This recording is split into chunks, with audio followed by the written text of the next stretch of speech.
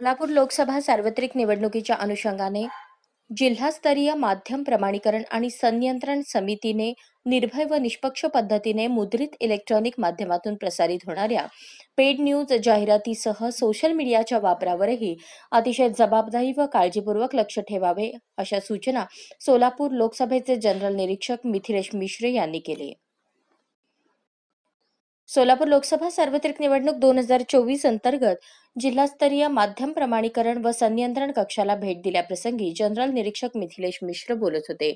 यावेळी जिल्हा माहिती अधिकारी तथा समितीचे सदस्य सचिव सुनील सोनटक्के, संपर्क अधिकारी तथा बांधकाम विभाग 2 चे कार्यकारी अभियंता हेमंत चौगुले, समिती सदस्य श्रीराम राऊत, रफिक शेख, सचिन सोनवणे, गणेश बिराजदार आदी उपस्थित होते।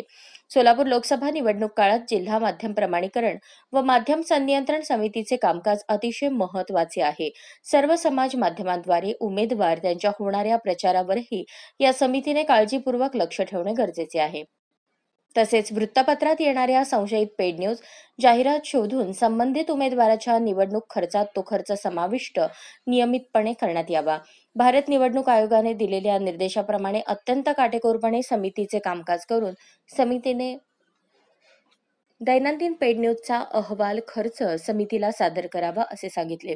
लोकसभा सार्वत्रिक निवडणुकीच्या अनुषंगाने जिल्हा माध्यम प्रमाणीकरण व संनियंत्रण समितीचे कामकाज इलेक्ट्रॉनिक माध्यमातील जाहिरातीवर नियंत्रण ठेवण्यासाठी स्थापित करण्यात आलेल्या टीव्ही युनिटचे कामकाज, सर्व नोंदी व रिपोर्ट कशा पद्धतीने दिला जातो याविषयी जिल्हा माहिती अधिकारी सुनील सोनटक्के यांनी, तसेच सोशल मीडियावरील सविस्तर माहिती सदस्य डॉक्टर श्रीराम राऊत व सोशल मीडियाचे समन्वयक तंबाके यांनी दिली।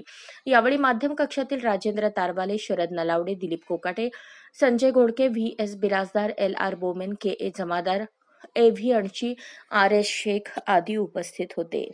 अशाच नवनवीन अपडेटसाठी जनता राज्य न्यूज चॅनलला सबस्क्राईब करा, लाईक करा आणि शेअर करायला विसरू नका।